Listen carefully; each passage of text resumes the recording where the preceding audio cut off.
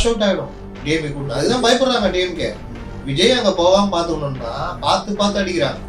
அப்பப்போ ஒளிஞ்சிங்க ஒரு போட்டு ஓடிடுறாங்க. கிறிஸ்துவ பேரில் நடத்துனாங்க, நெல்லையில் போய் நடத்துனாரு. அங்கே போய் என்ன சொன்னார், மதவெறி பாஜக எச்சரிக்கை விடுகிறோம், தமிழகம் தலை குனியாது. என்னையா ஏங்க தலை குனியாது?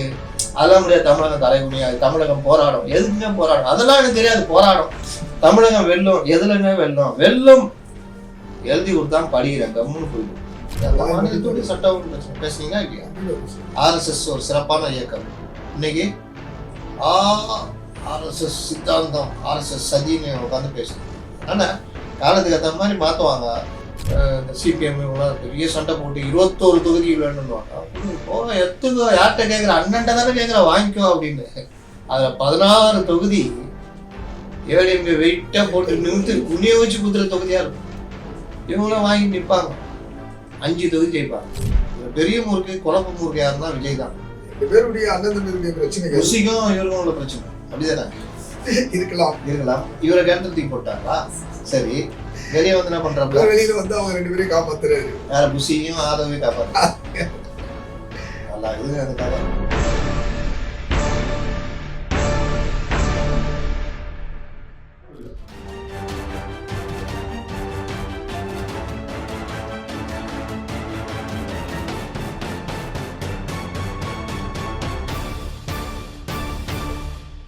நம் தமிழ் நேயர்களுக்கு வணக்கம்.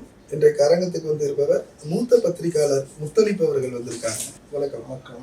நேற்றைய தினம் நடந்த அந்த பேச்சுவார்த்தையில் அதிமுகவுக்கு 170 இடங்களும், பாஜகவுக்கு 23, பாமகவுக்கு 23, தேமுதிகவுக்கு 6 இடங்களும், அமமுகவுக்கு 6 இடங்களும், ஓபிஎஸ் அணிக்கு 3 இடங்களும், வாசன் அவர்களுக்கு 3 இடமும் வந்து ஒரு நம்பகரமான தகவலான தெரியல வெளியிட்டிருக்காங்க.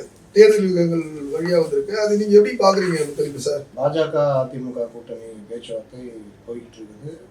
அநேகமா ஜனவரி 12க்கு மேல, 12ன்னு நினைக்கிறேன், பிரதமர் இங்கே வரும்பொழுது கூட்டணி கட்சிகள் எல்லோரும் ஒரே மேடையில் கை கொடுத்துருக்கணும் அப்படின்ட்டு கொஞ்சம் முனைப்பாக இறங்கி ஒர்க் பண்ணிட்டு இருக்காங்க.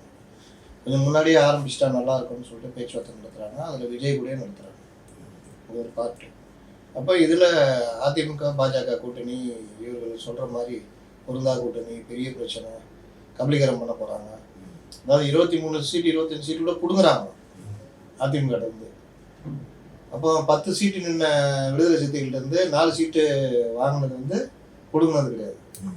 60 சீட்டு நின்ன காங்கிரஸை வந்து 25ல் நிற்க வச்சது வந்து மீதி 35 சீட்டை பிடுங்கல. அவங்களாம் கொடுத்துட்டாங்க, அவ்வளோ பேர் ஆள் இல்லைங்க, 25 போதும் திருமா அப்படின்னு. இப்போ திருமா வந்து கண்டபடி புறம்ப ஆரம்பிச்சிட்டாரு. 6க்கும் 10க்கும் நாங்கள் வந்து இது கிடையாது, ஜெயிச்சிட்டுன்னா அவனை போகிறோம், முதலமைச்சர் ஆக போகிறேன் அப்படின்ற மாதிரிலாம் பேசுகிறாரு. அப்போ இந்த 1000 பிரச்சனை ஓடுது. ஆனால் இங்கே அந்த இதெல்லாம் சொன்னாங்க. ஆனால் எல்லாமே சுமூகமாகவே போய்கிட்டு இருக்கு. அதுலேயும் நயினார் நாகேந்திரன் வந்த பிறகு அது ஒரு ஜெல்லான ஒரு இதுவாக போய்கிட்டு இருக்கு. அதில் பியூஷ் கோயலை வந்து அவரையும் போட்டதும் பார்த்தீங்கன்னா அதிமுக தலைவர்களுக்கு கொஞ்சம் நெருக்கமானவர், எந்த பிரச்சனைனாலும் பேசிக்கலாம் அப்படின்றது. இது இல்லாமல் நிர்மலா சீதாராமன் அவங்களும் பார்த்துக்கிறாங்க. இவர் உள்துறை அமைச்சர் அமித்ஷா வந்து சென்னையில் வந்து தங்குவதற்கான ஏற்பாடுகள்லாம் பண்ணிட்டாங்க. மலையூரில் ஒரு பங்களா, அங்கே வந்து வாரத்தில் ஒரு நாள் தங்குறது, இந்த மாதிரின்னு முழு மூச்சில் இந்த தமிழகத்தை தேர்தலை கொண்டு போனோம். பீகாருக்கு பிறகு தமிழகத்தில் தான் என்னுடைய அமித்ஷா அவர்கள் அது பண்ணி இறங்கி ஒர்க் பண்ணுறாங்க. இதில் விஜயை கொண்டு வரதுக்கான முழு முயற்சி போய்கிட்டு இருக்குது. அவங்களும் ஒரு டைலமால இருக்காங்க.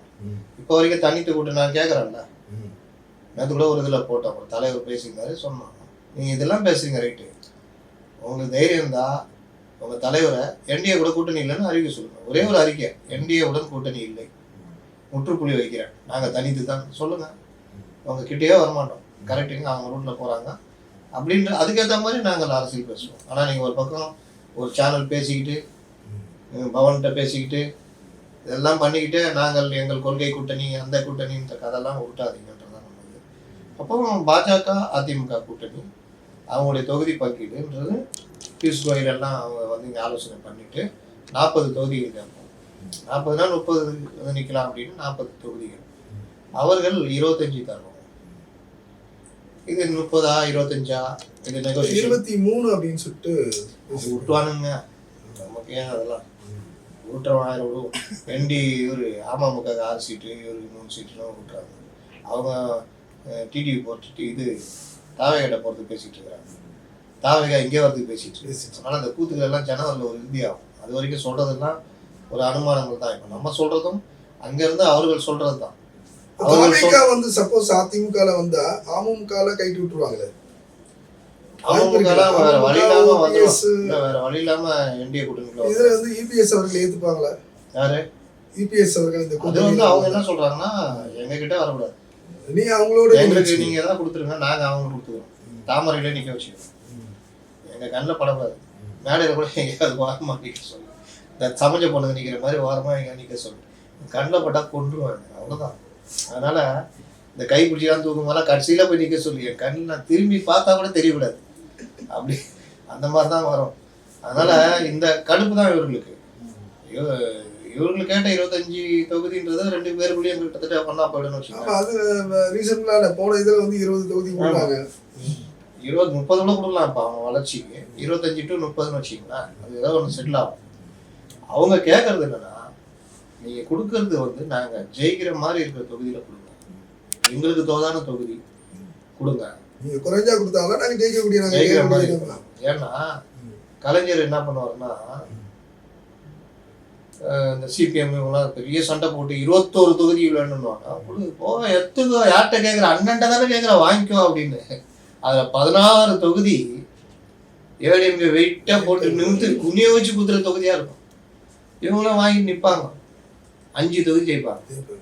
அது கலைஞர் சொல்லுவார், 21 தொகுதி கேட்டு வாங்கி போனீங்க, ஜெயிச்சிங்களா அப்படின்னு. ஆனால் செட்டப்பே நம்மளால் செட்டப்பாக தான் இருக்கும். அந்த மாதிரி எங்களுக்கு வேணாம், நாங்கள் டபுள் டிஜிட்டில் உள்ள நுழையணும்னு பார்க்குறோம், இது ஒரு வாய்ப்பு, நாங்கள் வந்தால் உங்களுக்கு வந்தால் யூஸ்ஃபுல் தான், ஆமாம் நீங்கள் வந்தால் எங்களுக்கு யூஸ்ஃபுல் தான், நாங்கள் அந்த மாதிரி தரோன்ற மாதிரி ஒரு சுமூகமான ஒரு பேச்சுவார்த்தையே போயிருக்கு. பாவம் அது என்னென்ன பெராண்டி பார்த்தாங்க, சண்டை ஆகிடுச்சு, பியூஷ் கோயல் மூஞ்சிலே குத்திட்டாப்புல எடப்பாடி, பியூஷ் கோயல் அவர் காலை தட்டி விட்டாப்புல, 2 பேரும் கட்டி போட்டு சண்டை போட்டாங்க. எடப்பாடி இவர் எஸ்பி வேலுமெல்லாம் போய் தடுத்து விட்டாங்கன்ற அளவுக்கு யோசிச்சிருந்தாங்க, ஒன்றுமே நடக்கல, சிரிச்சுட்டு தான் வந்தாங்க எல்லாமே.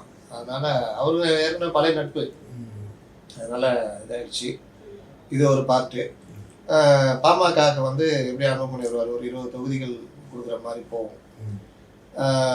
தேமுதிக வளரும் போல அப்படி முறுக்கின்னு மேலே பார்த்துன்னு கீழே பார்த்துன்னு வாவா சும்மா என்ன நீ ரொம்ப கோச்சிக்கிறீங்க வாங்க நீன்னு சொல்லி அவங்களுக்கு ஒரு அந்த ராஜ்யசபா தான் நாங்கள் தரோன்ட்டாங்க. அப்புறம் என்ன அப்படின்னு, ராஜ்யசபா தந்தா மற்றதெல்லாம் வாங்க நீ பேசிக்கலாம் அப்படின்னு சொல்லி அதை போயிடுச்சு முடிச்சிருவாங்க. அதே மாதிரி தான் இந்த இவர் நம்ம கிருஷ்ணசாமி அவரு தனியாக அதே மாதிரி தான் முருகுவார். அதே போல் வந்து பூவைமூர்த்தி அவங்களாம் பிரச்சனை இல்லைங்க, அவங்களாம் பிரச்சனை இல்லை, அவங்களாம் பேசிடுவாங்க, எல்லாம் உண்டா அதை பார்த்துக்குவாங்க. ஜான் பாண்டியன் கூட பிரச்சனை இல்லை. கிருஷ்ணசாமி இவங்க தான் சில பேர் முறுக்குவாங்க, அப்படி முறுக்குவாங்க. இதில் பெரிய முறுக்கு குழப்ப முறுக்கு யாருன்னா விஜய் தான் இப்போ வரைக்கும். பவன்லாம் பேசியே சொல்லிட்டாப்புல, ஏன்பா அவங்க இந்த வேலை வர்றியா, அவ்வளோ பெரிய சக்தி, ஒன்றும் பண்ண முடியாது. கரூரில் பார்த்தியா எப்படி அடிச்சா சப்ப மேட்டு, சட்டன்னு அடி விழுந்துச்சு அவனுக்கு, எங்கேருந்து விழுதுன்னே தெரியல, அடியே வாங்கிட்டு ஓடனியா. அதனால எங்கள் அண்ணன் ஒன்றை விட பெரிய ஆள், அவ்வளோ கூட்டம் 33 எம்எல்ஏ ஜெயிச்சாங்க. கடைசியில் கேப்பார் பேச்சு தான் கூட வராங்கல்ல அலுசில், இந்த மாதிரி தான் கேட்டுவிட்டு நான் 4 தடவை தோத்தேன், ஒன்றும் பண்ண முடியல.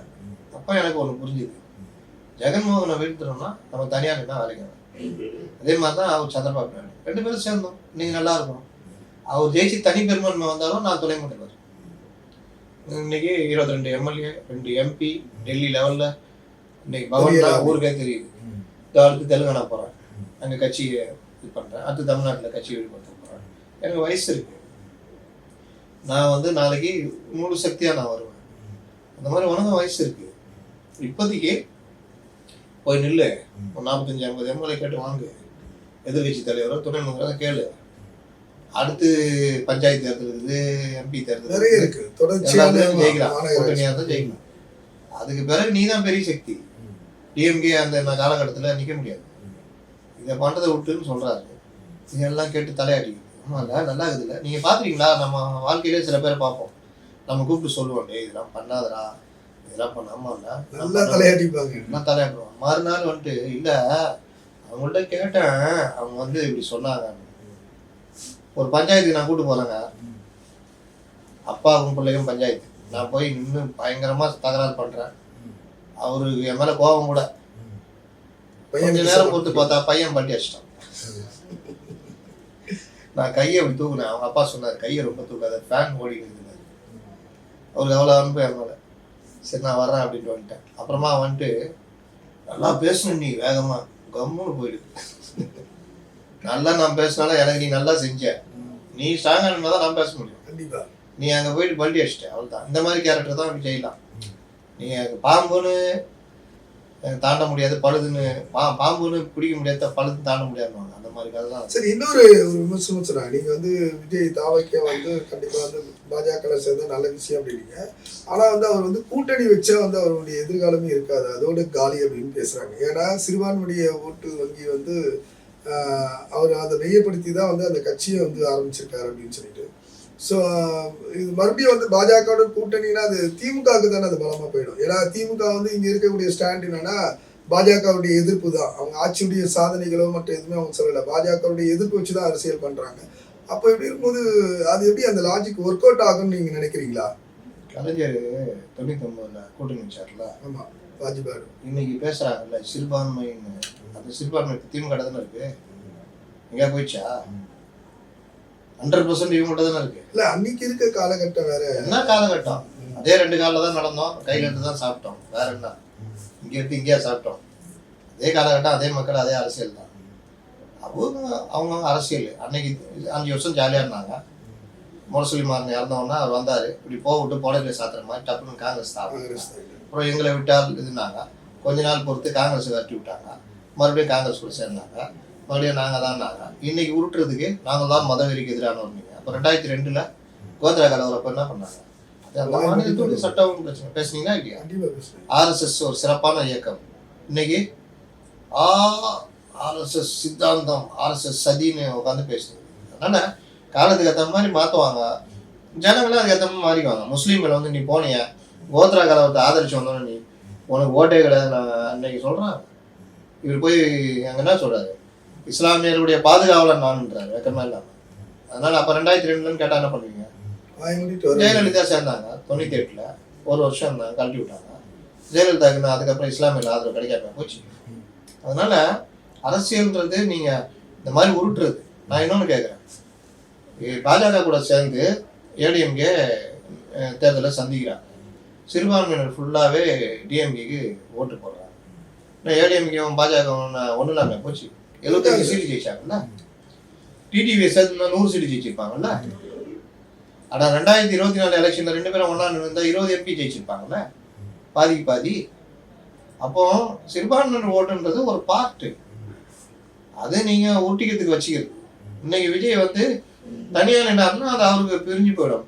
இன்னைக்கு திமுக அவங்க போகிறதுக்கு ஆள் இல்லாமங்கிறாங்க, நிற்கிறதுக்கு ஆள் இல்லை. விஜய் நின்னா பிரிச்சு கொடுத்துருவாங்க விஜய்க்கு, இந்த நீ உனக்கு பாதி வச்சுக்கணும். இப்போ விஜய் என்டிஏ கூட போயிட்டாருன்னா கிறிஸ்துவர் ஓட்டு விடுங்க. நீங்கள் கேரளாவில் என்ன நிலைமை தெரியுமா?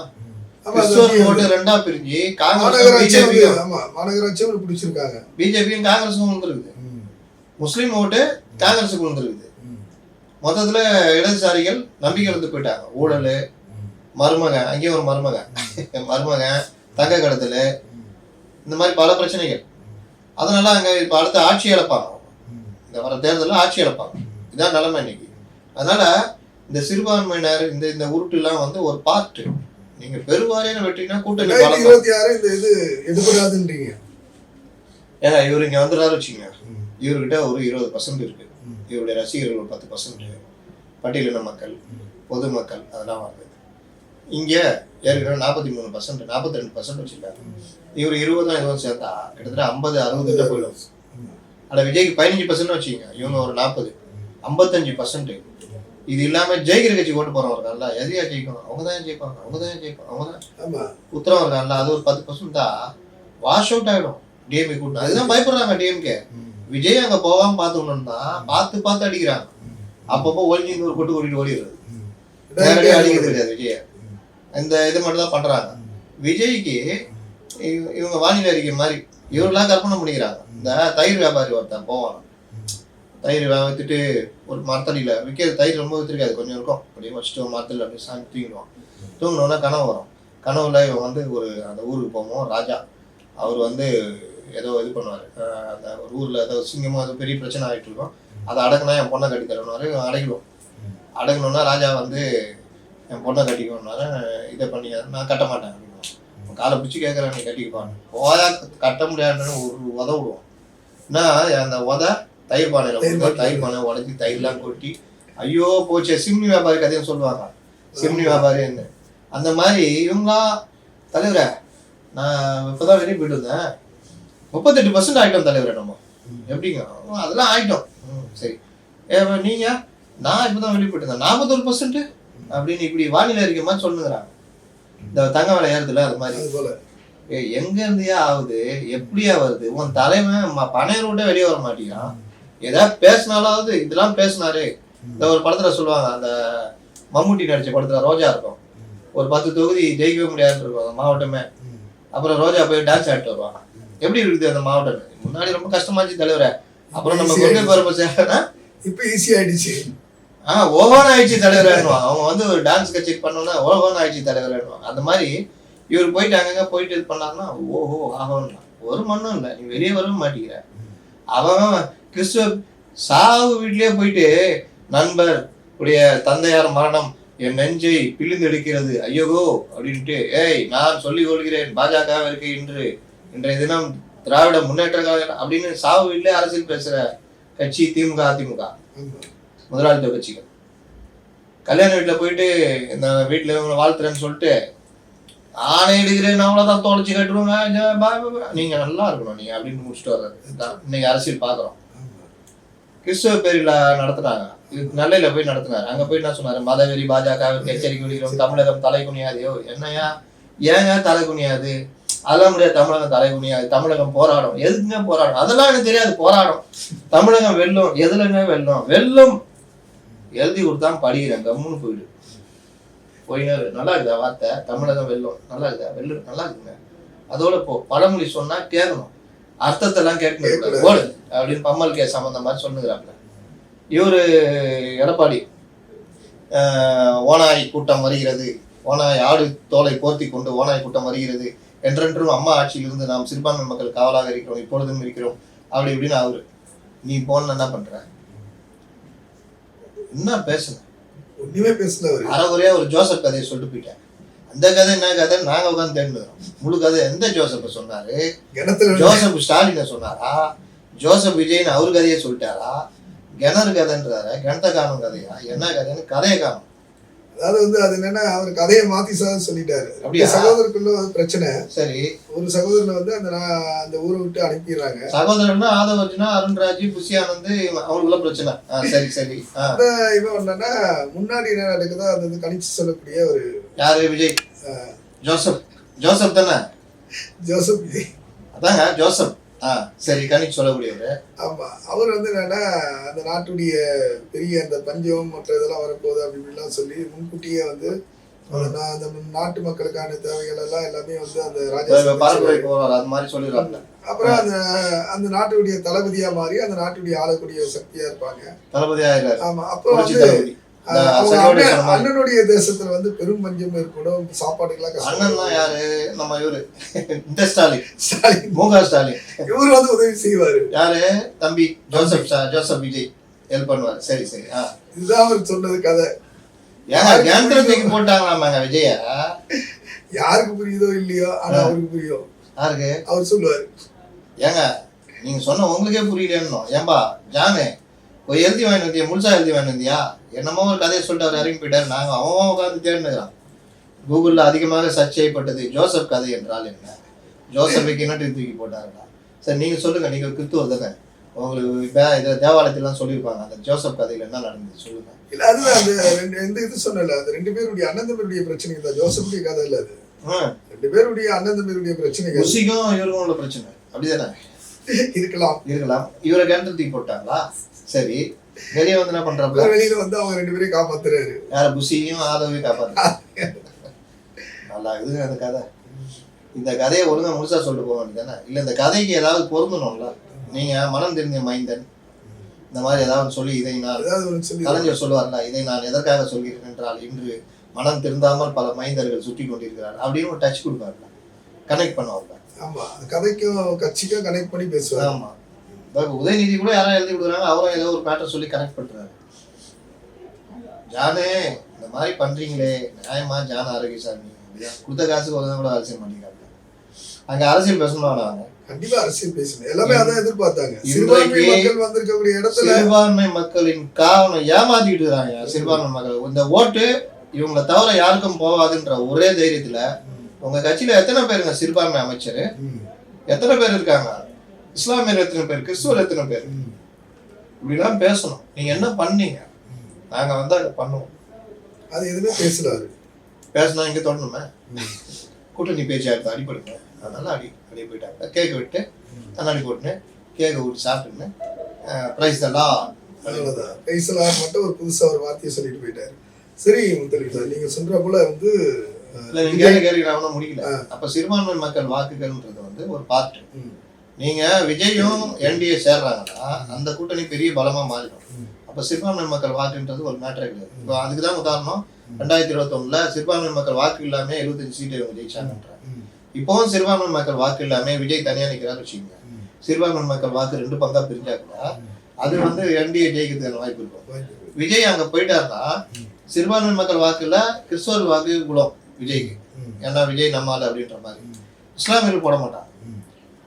ஆனா இஸ்லாமியர்ல இருக்க நண்பா நண்பீஸ் இருக்காங்க பாருங்க, அவங்க போட்டுருவாங்க. எனக்குனே அதை பத்தி விஜய் எங்கன்னா இருக்கட்டும், எங்க விஜய் அங்க இருக்காரு, அவரு ஜெயிக்கணும் அதுக்காக போடுவாங்க. அதனால நீங்க அந்த இடத்துல நீங்க பெருசா கவலைப்பட தேவையில்ல. இன்னொன்னு, நான் பாஜகவுல போயிட்டேன் அதனால உருட்டி விளையாண்ட நாடு நம்ம நாடு. நான் எதற்காக சேர்ந்தேன், இந்த ஆட்சி ஓடிடும், தனியாக இருந்தால் முடியாதுன்றதுனால இவங்களோட சேர்கிறேன். எடப்பாடியை முதல்வராக நான் வந்தேன். தமிழகத்துல பெரிய கட்சி எடப்பாடி, அதனால அவர் எடப்பாடி இருந்தாலும் நான் எதிர்கட்சி தலைவராக போறேன். இதுன்னா இருக்குது. அதனால நான் வந்து தமிழ்நாட்டில் பெரிய கட்சி அதிமுக, அந்த கட்சியோடு நாங்கள் கூட்டணி வைக்கிறோம். பாஜகவோட நாங்கள் வைக்கல. பாஜகவுக்கும் அதிமுகவுக்குமே கொள்கை முரண்பாடு இருக்கு, எங்களுக்கும் பாஜகவுக்குமே கொள்கை முரண்பாடு இருக்கு. அதனால எங்கள் கொள்கையும் அதிமுக கொள்கையும் கிட்டத்தட்ட ஒரு கொள்கை. நீட் எதிர்க்கிறோம், இருமொழி கொள்கை, அது இது எல்லாத்துலையும் நாங்கள் ஒன்றா இருக்கிறோம். அப்போ இந்த விவகாரத்துல நாங்கள் வந்து இவர்களை வீழ்த்தணுன்ற ஒரே லட்சியத்துக்காக ஒன்று சேர்ந்துக்கிறோம். அரசியல் எது ஒன்று நடக்கலாம், அவ்வளவுதான். நண்பரும் இல்லை பதவனும் இல்லை, ஓபிஎஸ் சொன்னார்ல, அது மாதிரி ஊட்டினே போக வேண்டியதான். நீங்க எப்படியும் ஜெயிக்க போறீங்க, ஜெயிச்சா பிறகு மக்களுக்கு நல்லாட்சி தரணும், அதை விட்டுங்க. அடுத்து மாநகராட்சி எலெக்ஷன் வரும், அதுல பெருசா மாநகராட்சி 2-3 மாநகராட்சி உள்ளாட்சி தேர்தல் அது இதுன்னு வரலாம், எம்பி தேர்தல். அப்புறம் போங்களேன், சரியில்லைங்க மதவெறி பாஜக, அதிமுக சரியில்லை, இவங்க சரியில்லை, நான் தான் அப்படின்னா அன்னைக்கு காங்கிரஸ்லாம் அவங்க கூட வந்து சேருவாங்க. கண்டிப்பா 30 சீட் 40 சீட்டை கொடுத்து உங்க கையில எல்லா பலமும் வந்திருக்கும், பணபலம் அதிகார பலம் எல்லாத்தையும் பார்த்துருப்பீங்க, ட்ரைனிங்கா இருப்பீங்க. தனியா நின்னீங்கன்னா 5 சீட்டு ஜெயிச்சீங்கன்னா பெரிய விஷயம், 10 ஜெயிச்சா அதோட பெரிய விஷயம். அதை வச்சு என்ன பண்றது, உங்களை போட்டு நசிக்கிடுவாங்க, காலி பண்ணிடுவாங்க.